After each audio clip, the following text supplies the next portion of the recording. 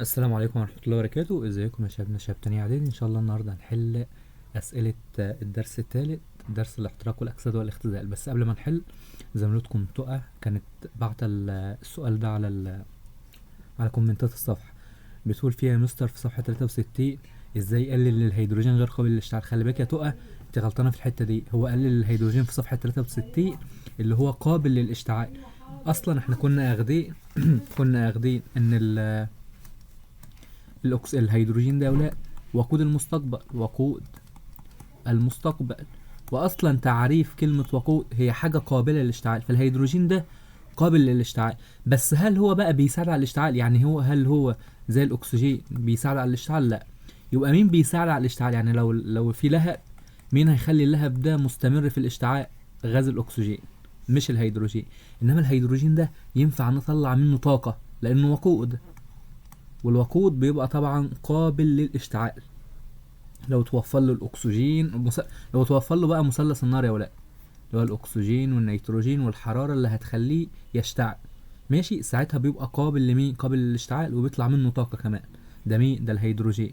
انما الاكسجين ده بيساعد على الاشتعال. طيب تعال نحل اسئله الجزء الاول على الاحتراق. بيقول لك نموذج بسيط يوضح العناصر الثلاثه لعمليه الاحتراق. طبعا ده مثلث الاحتراق او مثلث النار يا ولاد. طيب، مواد قابلة للاشتعال تستخدم في إنتاج الطاقة الحرارية نتيجة حدوث تفاعل طارد للحرارة. طبعا ده تعريف الوقود. طيب، المواد الغير متجددة والأكثر استخدام في العالم. طبعا ده الوقود الحفري. طيب، كمية الطاقة الناتجة من احتراق 1 جرام من الوقود في وفرة من الأكسجين. طبعا ده القيمة الحرارية للوقود، القيمة الحرارية للوقود. طيب، اتحاد الوقود بالأكسجين مصحوب غالبا بانبعاث ضوء وحرارة. طبعا ده الاحتراق. طيب، لهب ينتج من اشتعال خليط وقود وغاز الأكسجين. طبعا ده لهب بنزين. طب احتراق الوقود في كمية محدودة من غاز الأكسجين.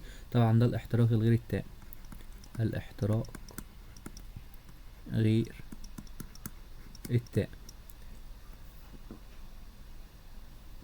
درجة الحرارة التي يبدأ عندها الوقود، طبعا ده درجة الاشتعال.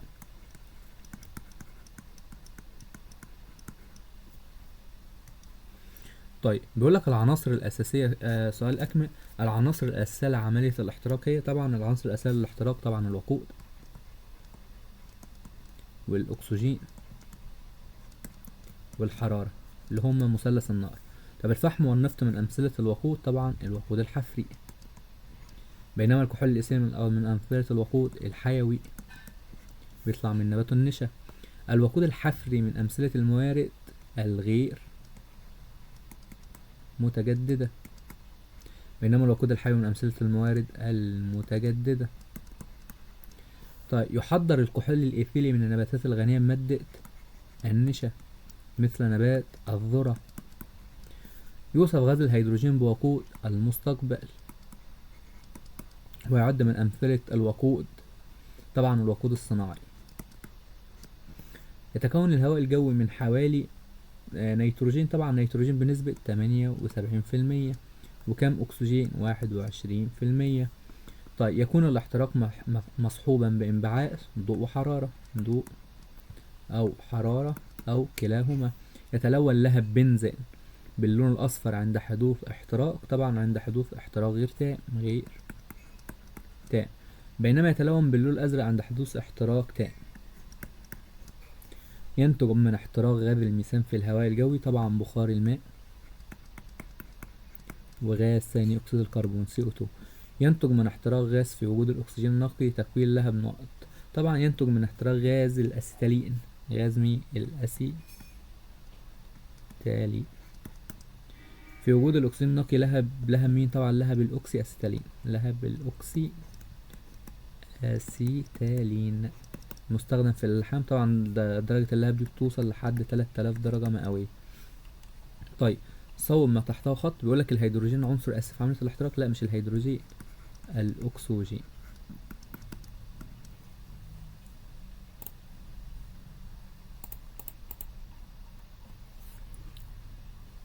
طيب، الراجل بعد كده بيقول يعرف خليط البروبان والميثان باسم البوتاجاز، باسم غاز البوتاجاز؟ لا طبعا، خليط البروبان والبيوتان.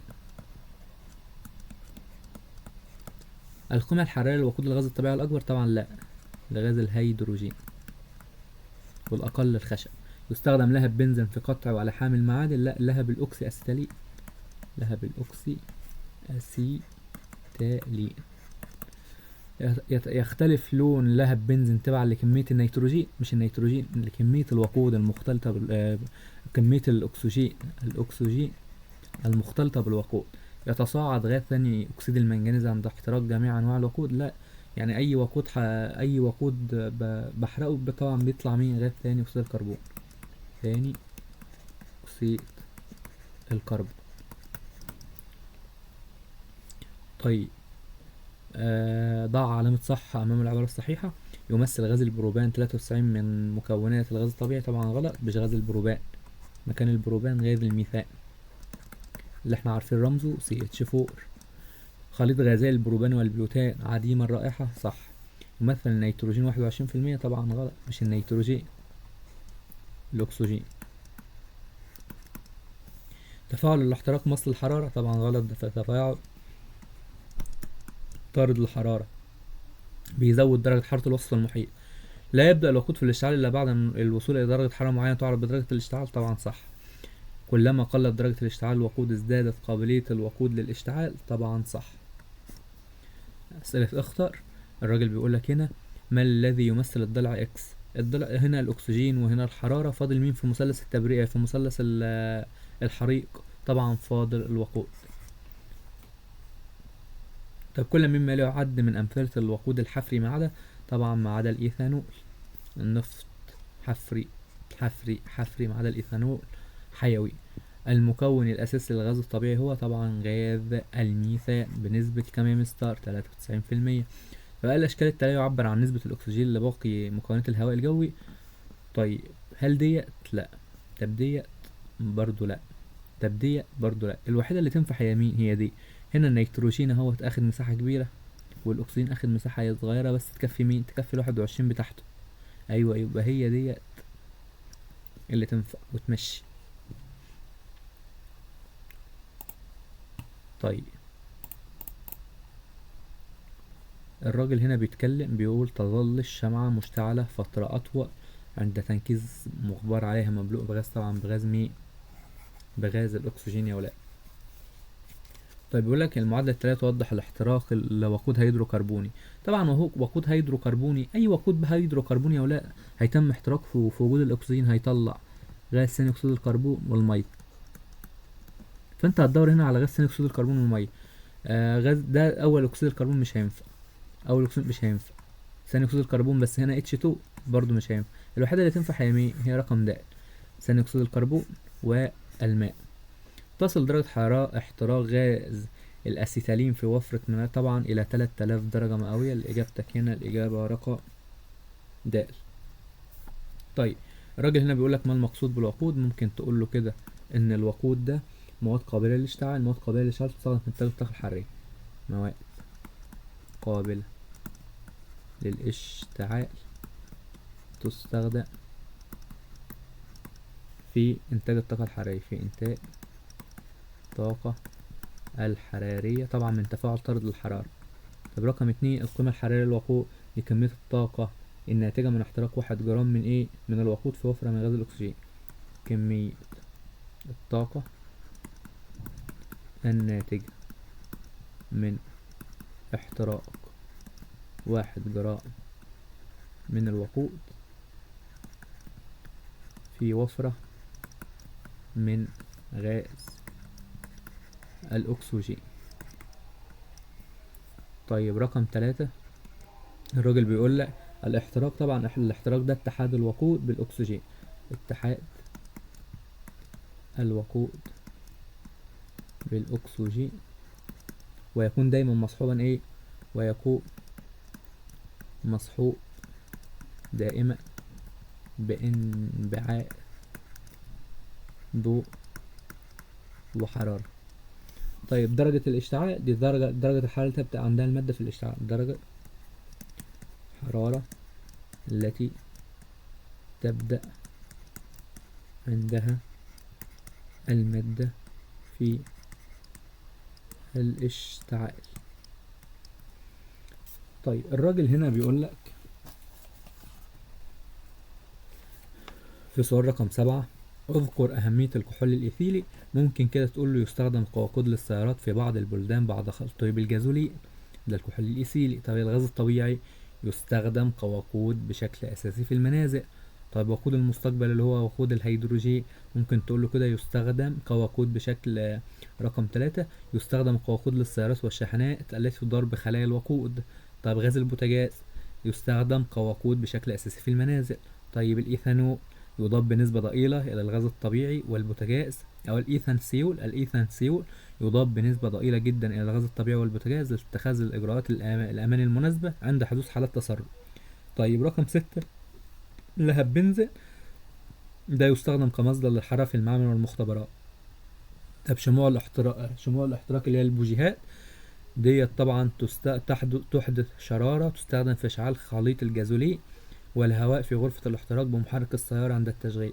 طيب لهب الأوكسي أسيتالين، ده يستخدم في قطع ولحام المعادن مثل الحديد حديد الصلب والنحاس.